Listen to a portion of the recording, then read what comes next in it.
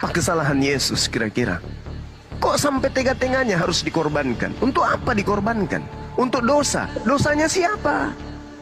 Oh, dosanya orang yang membunuh, dosanya orang yang memperkosa, dosanya orang yang merampok, dosanya. Enak kali orang yang tidak bersalah dijadikan sebagai tumbal untuk dosa-dosa orang ini. Ada yang membunuh ibunya, ada yang memperkosa anaknya, ada yang membunuh ayahnya. Semua ditanggung oleh orang benar. Apa Tuhan mau? Tidak. Justru Tuhan mengatakan 6 perkara yang dibenci oleh Tuhan, bahkan 7 perkara yang menjadi kekejian bagi hatinya. Salah satunya adalah membunuh Yesus. Itu adalah hal yang paling dibenci oleh Tuhan. Nah, kenapa kemudian hal yang dibenci Tuhan ini justru dijadikan sebagai sandaran dengan diputarbalikkan masalah? Dan saya di hari yang diberkati ini kita patut bersyukur atas pemeliharaan Tuhan kita Yesus Kristus di dalam setiap kehidupan saudara dan saya. Sobat-sobat yang terkasih, akhir-akhir ini kekristenan terus dihina, diolok, disindir karena mentuhankan manusia menurut mereka yang bukan orang-orang Kristen. Baru saja kita menyaksikan sebuah rekaman video. Orang ini berkata, Yesus salah apa? Kok tega-teganya dia dibunuh untuk jadikan tumbal? Karena 6 perkara yang dibenci Tuhan tadi yang disebutkan, salah satunya adalah pembunuhan. Sehingga dia merasa tidak masuk di akal. Kok teganya membunuh Yesus? Ini kan dibenci oleh Allah. Saudara yang terkasih, sorga itu kudus.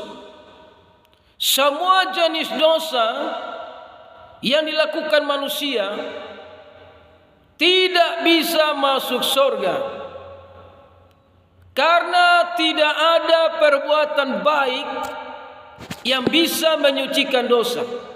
Saudara mau berbuat baik sampai ke ujung langit, tanpa menerima Yesus Kristus sebagai Tuhan, dosa saudara tidak akan diampuni. Walaupun hanya dosa kecil, tidak akan diizinkan masuk di sorga. Karena sorganya di mana Yesus ada, tempat itu kudus. Tidak ada kawin mawin, tidak ada pesta seks dan sebagainya di sana. Namun saudara perlu tahu, Matius 2 ayat 10, tetapi supaya kamu tahu bahwa di dunia ini anak manusia berkuasa mengampuni dosa. Jadi Yesus itu punya kuasa mengampuni dosa. Saudara tidak percaya Yesus, dosa tidak akan diampuni. Sekalipun perbuatanmu baik, sekalipun engkau tidak berbuat jahat menurut pandangan manusia, tapi dosa keturunan itu sudah memenuhi saudara dan saya.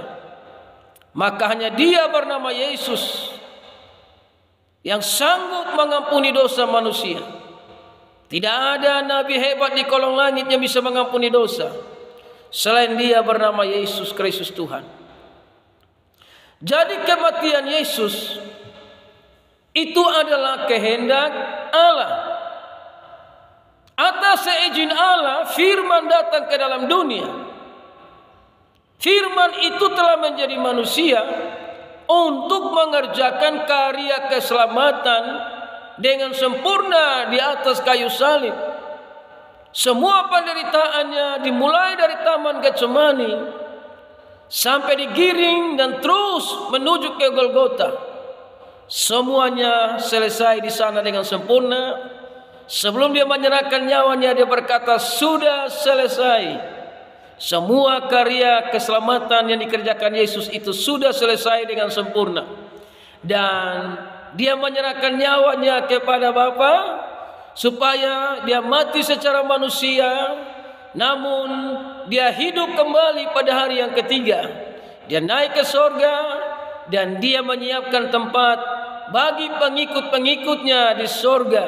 Jadi Yesus naik ke surga, salah satunya dia menyiapkan tempat bagi orang-orang yang percaya kepadanya. Saudara tidak percaya kepadanya, saudara tidak minta pengampunan di dalam Yesus, maka saudara tidak layak masuk surga. Karena yang punya surga dia bernama Yesus Kristus Tuhan. Jadi hanya Yesus yang tahu kapan dia mati, kapan dia mati, cara bagaimana dia mati, kapan dia bangkit. Hanya Yesus sendiri yang tahu. Karena memang dia adalah firman yang jadi manusia.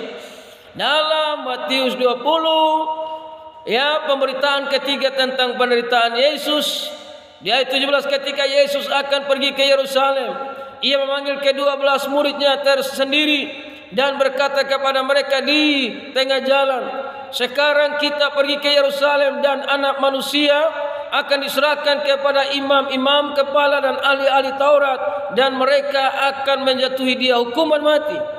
Yesus tidak bersalah dan dia tidak berdosa. Dia adalah yang benar dan kudus. Saudara yang terkasih, karena dia tidak berdosa, maka darahnya itu darah yang kudus, darah yang bisa menyucikan manusia dari dosa. Kalau Yesus itu orang berdosa, maka kematiannya di atas kayu salib tidak berguna bagi setiap manusia yang percaya kepadanya. Tapi karena dia tidak bersalah, dia dijatuhi hukuman mati. Salah satu penyebabnya karena dia dituduh menghujat Allah, karena dia menyamakan dirinya dengan Allah, karena dia pernah berkata dia dengan Bapa adalah satu. Makanya dia dituduh sebagai penghujat Allah dan akhirnya dia dijatuhi hukuman mati, dan kematiannya itu adalah kehendak Allah karena dia adalah manusia yang sempurna, dikirim ke dalam dunia untuk menjadi penebusan bagi banyak orang.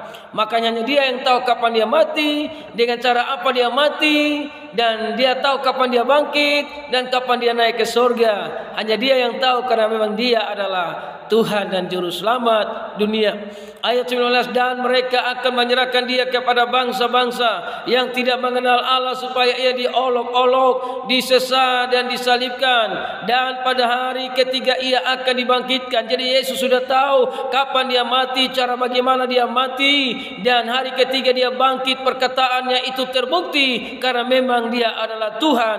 Namun perhatikan baik-baik kalimat ini, ayat 19, dan mereka akan menyerahkan dia kepada bangsa-bangsa yang tidak mengenal Allah, supaya diolok-olok. Jadi saudara-saudara yang suka menghina Yesus, suka mengolok Yesus, yang suka berkata dia manusia kau dijadikan Tuhan, saudara menyindir orang-orang yang percaya kepada Yesus, karena saudara adalah salah satu bangsa yang tidak mengenal Allah. Saudara adalah bangsa yang tidak mengenal Allah yang benar. Makanya saudara dipakai iblis untuk mengolok-olok Yesus, menghina kekristenan dan sebagainya. Karena saudara termasuk bangsa yang tidak mengenal Allah. Jadi semua itu dikatakan Yesus. Jadi Yesus mati dan bangkit dan naik ke surga. Dan lewat kematiannya itu, darahnya menyucikan setiap manusia yang percaya kepadanya. Hanya orang-orang disucikan darah Yesus yang layak masuk dalam kerajaan surga. Haleluya, salam kemenangan iman. Dimanapun kita berada, tetap buka hati bagi Yesus. Jangan tinggalkan Yesus, karena dialah Tuhan dan Juru Selamat. Di luar Yesus tidak ada keselamatan. Di luar Yesus orang tidak bisa sampai ke surga. Hanya di dalam Yesus orang-orang yang percaya kepadanya tinggal dalam kebenaran, hidup dalam kebenaran, yang suka menyenangkan Tuhan kita Yesus Kristus, maka dia pasti